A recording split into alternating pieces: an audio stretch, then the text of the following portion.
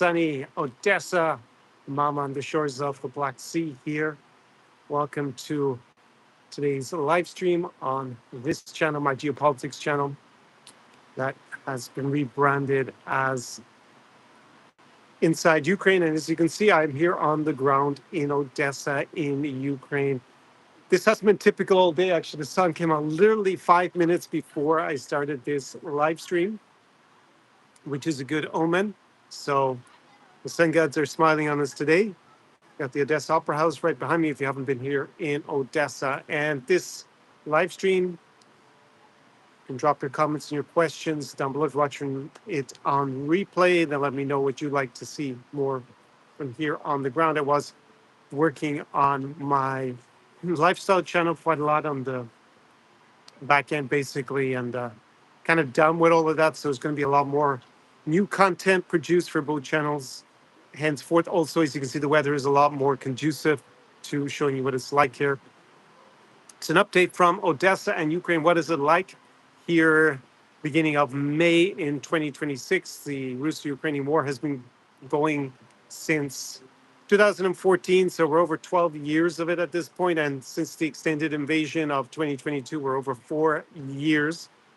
But as you can see behind me, fountains are working beside the Opera House. The Opera House is also working. So here on the ground, everything works pretty much as normal with two exceptions. I always have to highlight them. These one is curfew. So here in Odessa, things are closed from midnight to 5 a.m. Well, not just the things are closed. You cannot be on the street without justification. And that is pretty much the same for most of the country, except that it is lighter in the west of Ukraine. And in fact, there is an oblast called the Transcarpathian Oblast, or Zakarpattia. And there, biggest city is Uzhhorod. There's another city called Mukechevo, Berehove that I featured on my lifestyle channel. There's actually no curfew whatsoever. And in a city like Lviv, actually, you can be outside. It's a little bit lighter on the enforcement. But here in Odessa, it is quite strict. And the second one is probably what you guessed is Russian attacks. And I will get into that in a few seconds. So everything is working and the spirits are up here in Odessa because we're about to come into the summertime. It is still a little bit chilly. Do have my jacket on in spite of the sunshine. But that will change in about another 3 or 4 weeks, and then we will have summer. It will be basically June at that point, so it will be summer season, and the high season here will be the end of June, beginning of July. There will be a lot of tourists from the rest of Ukraine coming here. So, war update. Here in Odessa, we have been subjected to many drone attacks. The Shahid, or, I think the Russians call them Garan, their version of it, that have been also now afflicting much of the Middle East. They have been upgraded in terms of they fly now faster and faster. At the same time, the Ukrainians have developed these interceptor drones that they were basically providing also in the Middle East to deal with the Iranian drone threat. And the Ukrainians have definitely increased the percentage of drones that they shoot down. It is now officially somewhere between 90, maybe even over 95% that they can shoot down. The issue is that Russia increases the number of drones they can fire, and they are getting faster. They are developing them. So there will always be this kind of cat and mouse game where Ukrainians will probably figure out how to take out these drones, maybe get it well up to, over 95%, get closer and closer to 100, and then there'll probably be a new evolution. That will mean the Russians will get through. The Ukrainians will have to produce countermeasures, and it's not just about technology, it's about the strategy, about how they are used. But for now, they're hitting over 95%.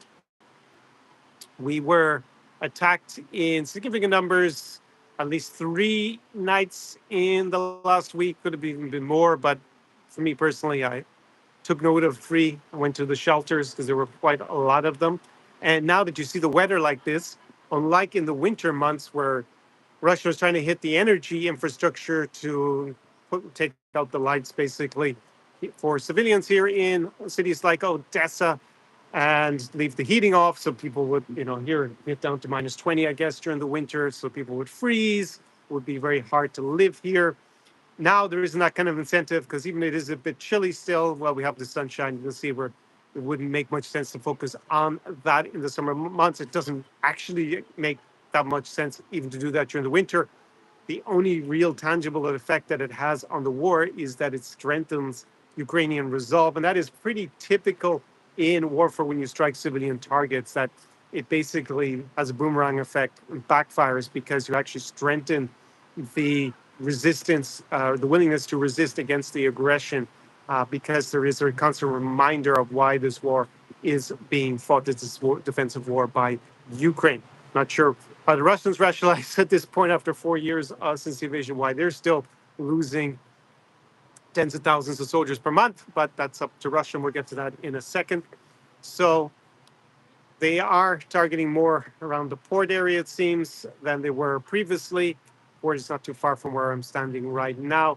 So that has been where there has been a lot of focus. There was, I saw a sunflower oil, I guess, container. I mean, container makes it sound small, but it's obviously huge.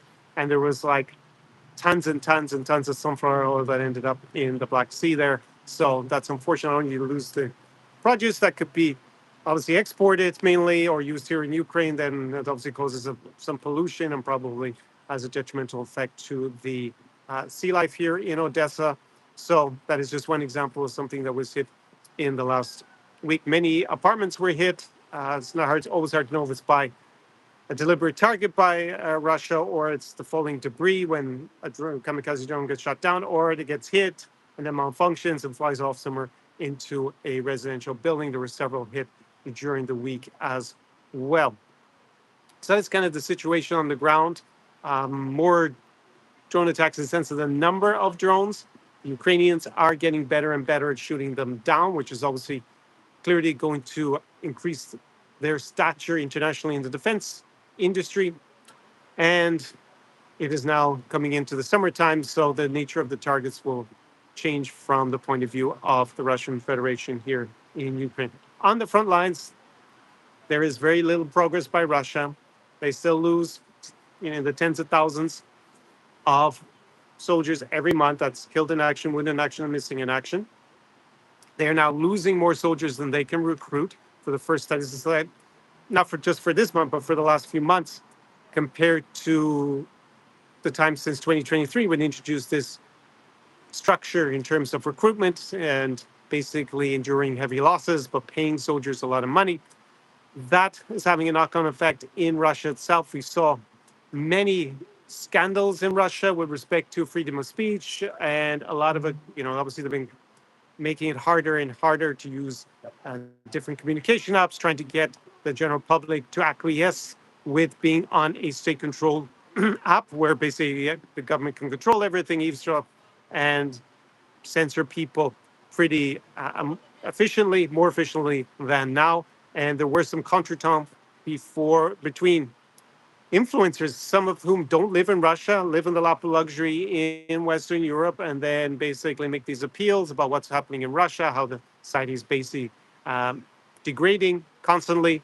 And there was a huge attack by the state propagandists. Then it seemed like the state propagandists had to back down a little bit. So it shows that the Kremlin is definitely very concerned about the power of these, not particularly intellectual or, shall we say, anti-government influences. They're just upset that they do business, for example, and they need the internet to work in order to sell things. And that seems to have been the stimulus for many of these influencers start to complain. There was this famous case with, what's her name? Is Bonya is her name? And yeah, I mean, basically, she lives in Monaco, and she's not affected by really anything going on in Russia. It seems like she has businesses and that she's able to manage, presumably remotely, with Russia. And yeah, that's going to lose her a lot of money if the internet is out, like it has been mobile internet, and people are struggling to pay with online. So you can see the vested interest, not people who are actually against what's going on, who ironically don't live in Russia, live in a lap of luxury in the wicked West, in inverted commas, and then are basically motivated to make these kind of videos more out of commercial interests. So the Kremlin seemed to basically back down a little bit. And that shows that the general public are not willing to, well, at least there's enough influential people who are not willing to accept Russia's constant pushing towards being a totalitarian state. It's obviously very heavily authoritarian. And it shows how influencers, even if they're not motivated by politics, they're mainly motivated by money or just maybe some sympathy with the common person who's suffering because of this war and the effects it's having in Russian society. That because they're also outside and the internet is important for communication, the Kremlin has had to put its plans on hold, basically, it seems, in terms of rolling out full control over social media. Along with the war going on in the Middle East, which has given the Kremlin a little bit more money than they were making before, not enough to be a game changer in the war, but it will have bought them maybe a couple of months.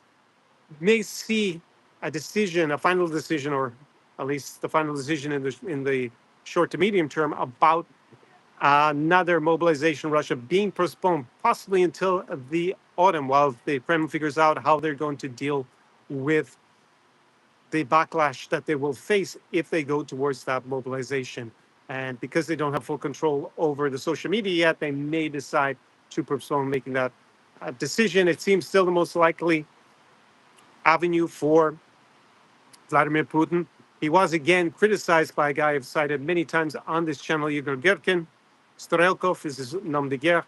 And he is sitting in a Russian prison not because he's some democratic opposition figure, but because he's an ultranationalist who's actually played a pivotal role in attacking Ukraine in the past, but because he thinks basically that Putin is an incompetent moron in terms of the strategy with this war. And obviously, we're over 4 years into Putin's 3 day, or if you want to say it was 3 weeks to 3 months, whatever, but it definitely wasn't a 3 year plan for invading. And he said basically a mobilization now because Putin has not done it in the last 3 years with this system of trying to pay Russians a huge amounts of money to volunteer. Now, basically, it's more or less too late, and that Russia will lose. They will not achieve their goals. That is the conclusion I came to on, well, I didn't have this channel yet, but on the other channel, after 3 weeks after the invasion. And we are seeing that come to fruition, that Igor Girkin has basically said it's over.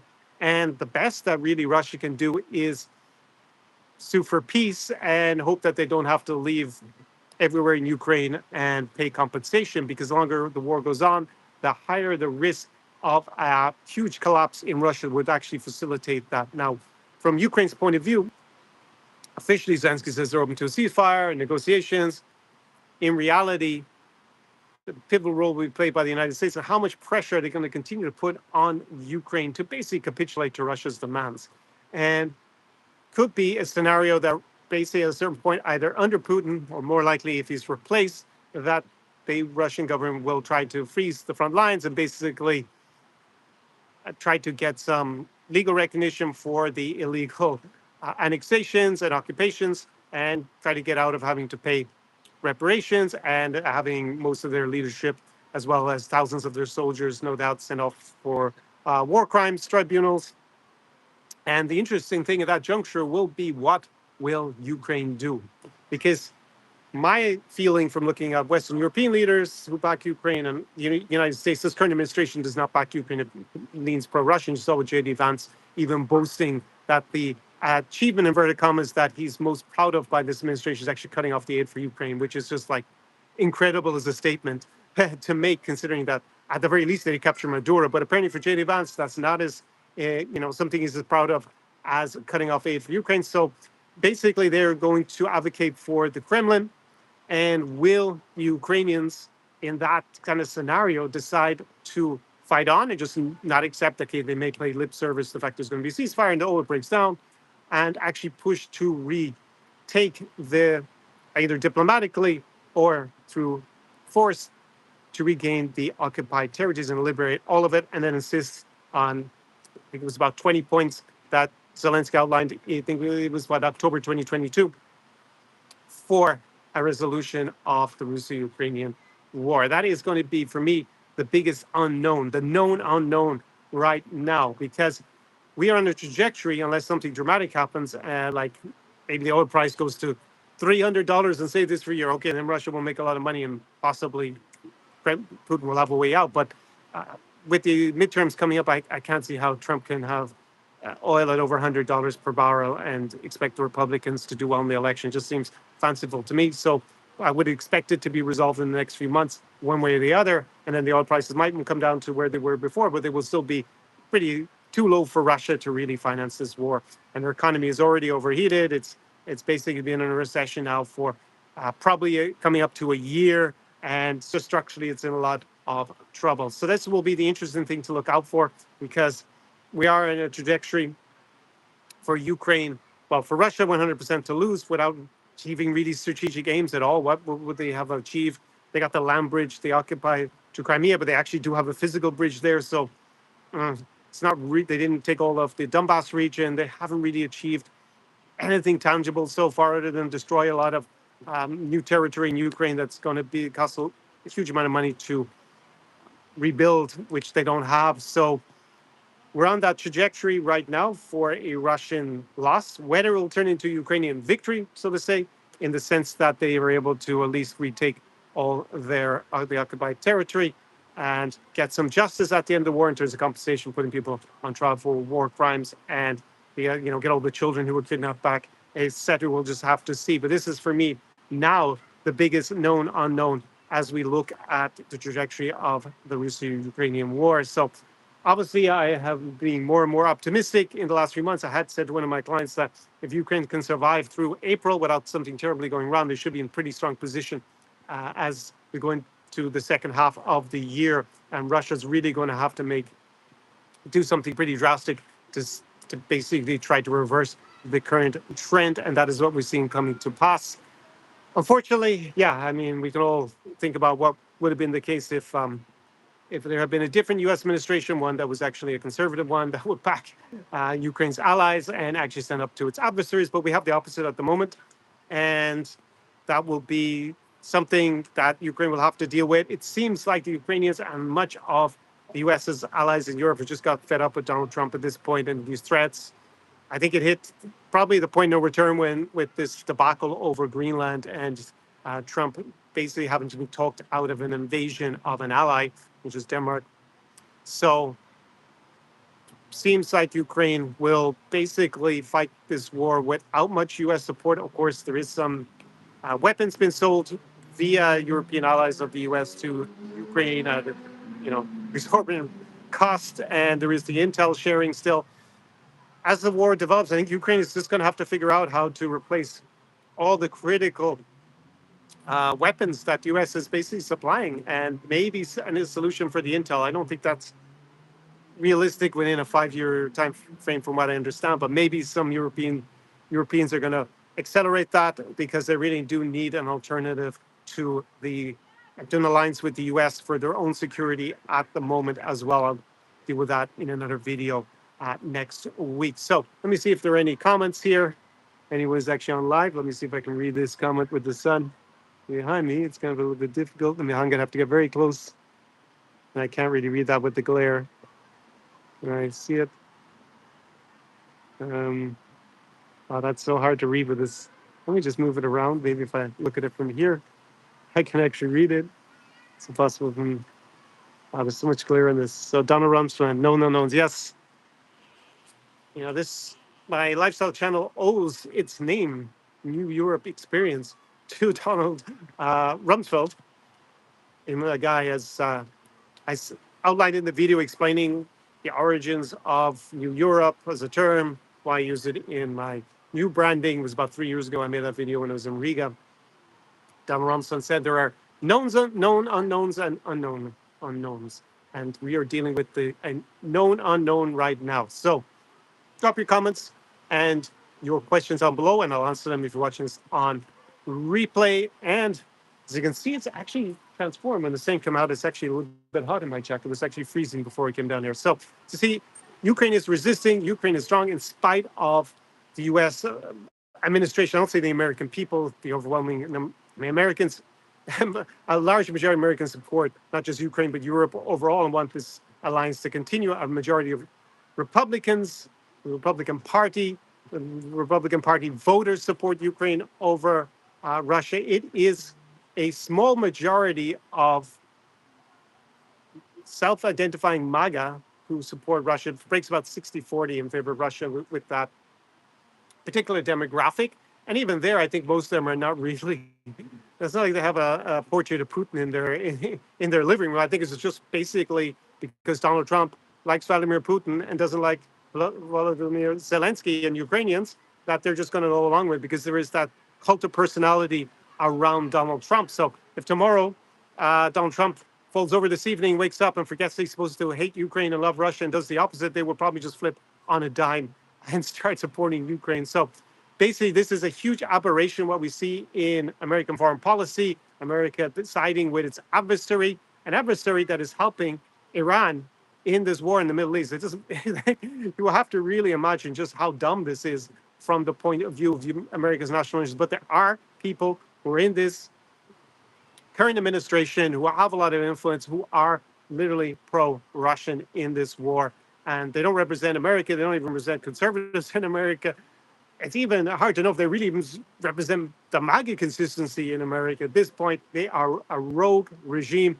But Ukraine and Zelensky and the other European allies seem to have just finally come to terms with it in 2026, that they cannot rely on the US until something changes. And we will see later on in the year with the midterms, maybe there will be enough pressure to at least make the United States stop favoring Russia and sending on Stevie Witkoff, the the real estate developer, to mess up the diplomatic negotiations between Russia and Ukraine, and also in the Middle East as well. Whoever thought this guy was a good idea to be sending into two of the most crucial fora in foreign affairs in 2025 and 2026? It's absolutely insane. Zero competence, and you see the effects of the Middle East is a blaze. And here in Ukraine, Donald Trump didn't start end the war in one day, did he? He made zero progress. He's probably, if anything, only extended the war by giving Russia hope that somehow they'll be able to reverse the trend with his assistance. Anyways, let me look at the final comment before I sign off here. Again, I'll have to turn around so I can try and read it. Sounds good. Where are you at? Hello, I'm here first time. Do you support the heroes from Ukraine? That's clear. If I'm standing here in Odessa, I can't really see the name. It says Yogi. I'm in the center of Odessa. Got the Opera House behind me. And I will sign off on that note. Pretty optimistic, sunny note. It's going to be a fantastic summer here in Odessa, in spite of the war. I think it will be the best one in the last 4 or 5 years. I'm pretty confident of that at this juncture. And I will discuss that more on the big Sunday show tomorrow evening. Starts at 9 p.m. local time here in Odessa in Ukraine. I have it as a live stream. I do it indoors. And it will be maybe the final Sunday show that I do on the Sundays, because there will be a change in the uh, my schedule going forward. Let me just see if I can read that again. I'm going to have to turn it around. Okay, let's Odessa. Wow, how long have you been? Okay, someone is definitely new to the channel. I've been on and off here for a decade, one could say at this point, but I spent about half of the war, shall we say, since 2022 here in Ukraine, mainly in Odessa. I was a bit actually in Lviv last year. When it was around May, June, I was in Lviv for a few weeks as well. So on that very upbeat note, I will say Dopabachina from Odessa on the shores of the Black Sea. Slava Ukraini. Do Termohi, and subscribe, I guess, to this channel if you're new, like our new friend here, and check out my lifestyle channel, Connor Klein New Europe Experience, because we'll have a more in-depth video tomorrow, live stream the Sunday show. It will be about where to go in the region this summer. So, and let me just read the last comment. I have to turn around again. Okay, Ram Slava.